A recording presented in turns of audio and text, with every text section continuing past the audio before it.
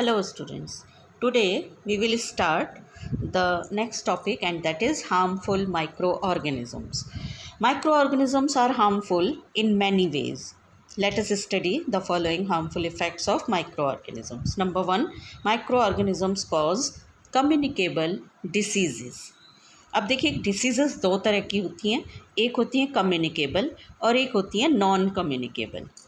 Communicable diseases वो diseases होती हैं जो एक पर्सन से दूसरे हेल्दी पर्सन तक कम्युनिकेट हो जाती हैं। जैसा कि आपको इसके नाम से पता लग रहा है, कम्युनिकेबल मीन्स जो कम्युनिकेट हो जाती हैं, एक से दूसरे तक पास ऑन हो जाती हैं।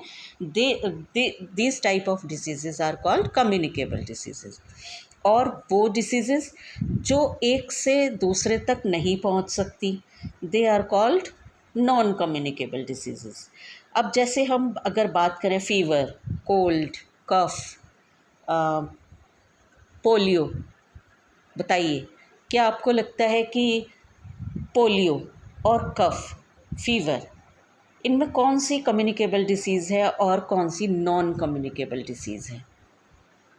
तो हम अगर ध्यान से देखें तो फीवर, कोल्ड, कफ ये कम्युनिकेबल डिसीज़ेज़ हैं। क्यों? क्योंकि एक पर्सन के बॉडी के कांटेक्ट से, एयर के थ्रू, वाटर के थ्रू ये एक पर्सन से दूसरे पर्सन तक पहुंच सकती हैं। लेकिन पोलियो, अगर हम पोलियो की बात करें, हार्ट डिसीज़ की बात करें, कैंसर की बात करें, तो ये कैसी डिसीज़ेज़ हैं? ये ऐसी डिसीज़ हैं जो एक पर्सन से दूसरे पर्सन तक नहीं पहुंच सकती। तो कैसे फाइंड आउट करेंगे कि कौन सी कम्युनिकेबल डिसीज़ है और कौन सी कम्युनिकेबल डिसीज़ नहीं है?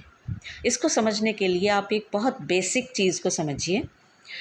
वो डिसीज़ जो किसी ऑर्गन में होती है, that is non communicable. Suppose किसी को हाइपरटेंशन है, हाई ब्लड प्रेशर है। तो हाई ब्लड प्रेशर क्यों हुआ? क्योंकि जो हमारी आर्टरीज़ हैं उनके अंदर जो ब्लड है वो बहुत तेज़ी से चल रहा है। अब वो एक पर्सन से दूसरे पर्सन तक कम्युनिकेट नहीं हो सकता। हार्ट डिसीज़ है, किसी को हार्ट अटैक हुआ, एक पर्सन से दूसरे पर्सन तक नहीं हो सकता। कैंसर है, कैंसर एक पर्सन के किसी ऑर्गन में होता है और ये ऑर्गन उसकी बॉडी के अंदर ही है और वो कैंसर के जो सेल्स हैं वो बॉडी से बाहर किसी भी तरह से दूसरे पर्सन तक नहीं इन्फेक्शन दे सकते। इसलिए ये डिसीज़ेज़ नॉन कम्युनिकेबल हैं।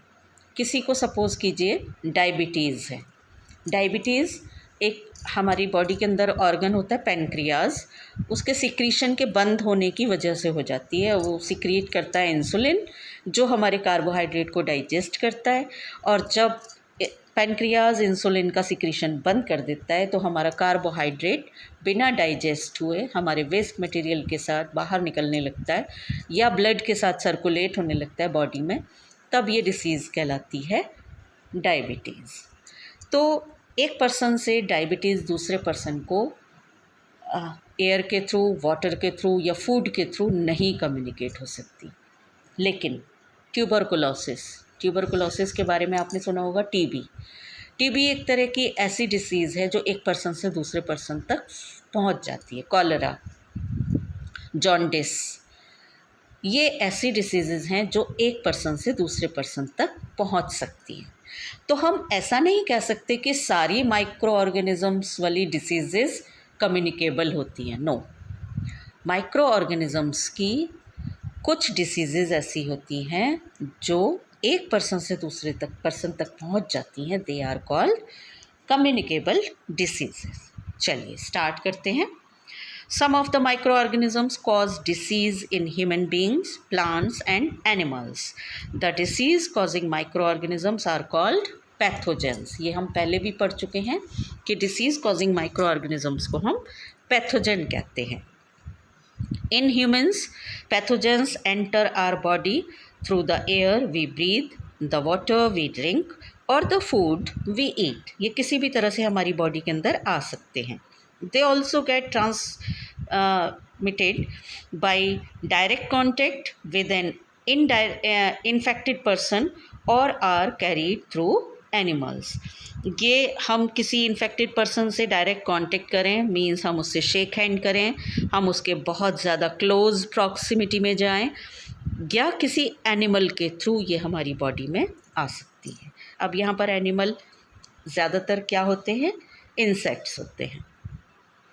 Microbial diseases that can spread from an infected person to other healthy person through air, water, food, physical contact or by animals are called communicable diseases. Examples of some communicable diseases are cholera, common cold, chickenpox and tuberculosis. Now, these are the diseases you can see in the chart. Table is given. Viruses से होने वाली diseases हैं common cold, influenza, dengue fever, polio myelitis, polio, hepatitis B, chicken pox, measles, mumps, small pox, rabies, AIDS, acquired immunodeficiency syndrome. AIDS के बारे में आपने कुछ थोड़ा सा लेसन आगे जो हम पढ़ाएंगे उसमें भी आएगा। अभी बस आप नाम समझ लीजिए, इसके बारे में ज़्यादा डिटेल हम बाद में पढ़ेंगे। बैक्टीरिया के थ्रू जो डिसीज़ होती हैं वो हैं typhoid, cholera, tuberculosis, anthrax, tetanus, food poisoning, diphtheria, plague. अब ये जितनी भी डिसीज़ेज़ के नाम हम यहाँ पर पढ़ रहे हैं ये सब कम्युनिकेबल नहीं हैं। ये आपको सिर्फ ये बताया जा रहा है इस टेबल से कि किस माइक्रो ऑर्गेनिज़म से कौन सी डिसीज़ होती है। प्रोटोजोआ, मलेरिया, कालाज़ेक, amoebic dysentery, sleeping sickness, fungi से रिंगवर्म स्किन डिसीज़ होती है। Let us study in detail the various ways by which communicable diseases spread. अब कैसे ये फैलती हैं, आप एक डायग्राम देख रहे हैं यहाँ पर। इस डायग्राम में आपको क्या दिख रहा है कि एक इन्फेक्टेड पर्सन है एक साइड में और दूसरी तरफ है एक हेल्दी पर्सन। अब ये इन्फेक्टेड पर्सन से हेल्दी पर्सन तक कैसे पहुंच सकता है माइक्रो ऑर्गेनिज़म? देखिए, सबसे पहले ऊपर दिया हुआ है by air, then second is by water, third is by mosquito और insect. Any insect, here house fly also can cause. आपने पढ़ा होगा, सुना होगा कि कॉलरा होता है हाउस फ्लाई की वजह से होता है। अब कॉलरा हाउस फ्लाई इन्फेक्शन दे रही है हमें, तो एक हेल्दी पर्सन को किसी भी इन्फेक्टेड पर्सन से इन्फेक्शन हाउस फ्लाई के थ्रू हो सकता है। बाई फूड हो सकता है, अगर हम फूड शेयर कर रहे हैं और एक इन्फेक्टेड पर्सन है तो एक हेल्दी पर्सन तक जा सकता है डिसीज़। चलिए, number 1, through air we breathe. Micro organism that cause common cold, tuberculosis, pneumonia, etc. spread through air we breathe. For example, when a person suffering from common cold sneezes or coughs, जब एक person छींकता है या खांसी आती है उसको, fine droplets of moisture carrying germs are released in the air. When a healthy person breathes the air, the germs enter his or her body and infect the person. और इसीलिए कहा जाता है जब आपको कोल्ड हो रहा है, कफ़ हो रहा है, तो आपको स्नीज़ करते समय, कफ़ करते समय हमेशा अपने माउथ को, अपनी नोज़ को कवर करके रखना चाहिए, जिससे ये इन्फेक्शन हमारी सराउंडिंग में हमारे साथ जो लोग रह रहे हैं उन तक स्प्रेड ना हो जाए। For this reason we should keep our hand और handkerchief on our mouth and nose while coughing and sneezing. Number 2, through water we drink. Some diseases spread through water: cholera, typhoid, jaundice, hepatitis A, polio, etc. Cholera causing microbes enter a healthy person through the water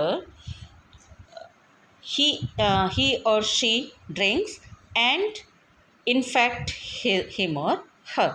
after floods, जब बाढ़ आ जाती है तो चारों तरफ बहुत ज़्यादा गंदा सिनेरियो हो जाता है, और any other natural calamity, we are advise to drink boiled water because many disease causing micro organisms are present in the water at that time. Boiling of water kills the microorganisms. Now, number 3, through the through the food we eat. Protozoa, bacteria, and spores of fungi are present in the soil from where they enter our food. Therefore, we should wash fruits and vegetables after bringing them from the market and before eating them. और food जो cooked food है हमारे घर में उसे हमें अच्छी तरह कवर करके रखना चाहिए. कोई भी मस्कीटो, कोई भी हाउस फ्लाई उसके ऊपर नहीं बैठना चाहिए because they carry the micro organisms. Last is through insects and animals. There are some insects and animals that act as carrier of disease causing microbes. These animals and insects are called vectors. हम इनको vectors बोलते हैं because uh, they work as the medium. So they are called vectors. Vectors carry the disease causing microbes from an infected person to a healthy person and cause diseases. कौन कौन सी diseases होती हैं देखिए. House fly से house fly collects the disease causing microbes on its legs and mouth parts from faeces and other organic waste. The same house fly when sits on our exposed food items leaves the disease causing microbes on the food. You can see the picture of housefly and mosquito. When we consume such food, we get infected. Various diseases like cholera, typhoid, dysentery, and tuberculosis are spread by houseflies through contaminated food and water. So we should avoid eating uncovered food items. Next is mosquito. The female Anopheles mosquito sucks the blood of human beings. While sucking blood, it transmits Plasmodium, a protozoan, into human blood. जब mosquito हमारी skin पर बैठता है और हमारे blood को सक करता है तो ब्लड को सक करते समय ये हमारी बॉडी में, हमारे ब्लड में एक प्रोटोजोन जिसका नाम होता है प्लाज्मोडियम, उसको छोड़ देता है. Plasmodium causes malaria. Aedes mosquito as a carrier of dengue virus. Dengue virus आपने देखा होगा, ये एडीज मस्कीटो से होता है. All the mosquitoes breed in water. आप जानते हैं सब वाटर के ऊपर ही ब्रीड करते हैं. Hence one should not be let water collect in coolers, tyres, flower pots etcetera. By keeping our surroundings clean and dry we can prevent mosquitoes from breeding. तो हमें मस्कीटोज को, फ्लाइज को अपने से थोड़ा सा दूर रखना चाहिए जिस तरह से भी हम कर सकते हैं. Now some general precautions, preventives measures against microbial diseases. अगर हमने पूरी सावधानी रखी, पूरा प्रोटेक्शन रखा, लेकिन फिर भी कई बार क्या होता है कि हमें ये माइक्रोबियल डिसीजेज हो जाती हैं, तब हमें क्या करना चाहिए. Number 1, wash vegetables and fruits properly before eating. Boil drinking water, particularly when there are chances of infection. अगर कोई आपके आसपास में है इन्फेक्टेड तो ऐसी कंडीशन में आपको बॉयल वाटर पीना चाहिए. Keep the infected person in complete isolation. जिसको इन्फेक्शन हुआ है उसे बिल्कुल अलग रखें. Keep the personal belongings of the patient away from those of the others. जितनी भी चीज़ें हैं, उसके क्लोथ्स, उसके यूटेंसिल्स, उसका बेड, कोशिश करनी चाहिए कि उसको थोड़ा सा अलग रखा जाए. Maintain personal hygiene and good sanitary habits. Vaccination should be given at suitable age to get immunity. Maintain good sanitation in the community. अपनी सिर्फ घर में नहीं, पूरे कम्युनिटी में कोशिश करनी चाहिए कि हम सफाई रख सकें. Do not eat stele food. ऐसी कंडीशन में बासी खाना बिल्कुल नहीं खाना चाहिए. Protect your self from mosquitoes bytes by using mosquito nets and mosquito repellent creams. आपने देखा होगा आजकल मार्केट में बहुत सारी चीज़ें अवेलेबल हैं. Do not allow water to collect in the surrounding to prevent breeding of mosquitoes. Spray insecticides. आसपास में पानी ना इकट्ठा होने दें, मस्कीटो को ब्रीड ना होने दें और इंसेक्टिसाइड को स्प्रे करें. Put fine wire mesh on doors and windows to prevent mosquitoes from entering the homes. अपने घर में डोर्स और विंडोज़ पर फाइन छोटी साइज़ वाली नेट्स लगानी चाहिए जिससे मस्किटोज़ हमारे घर में एंटर ना हो सके।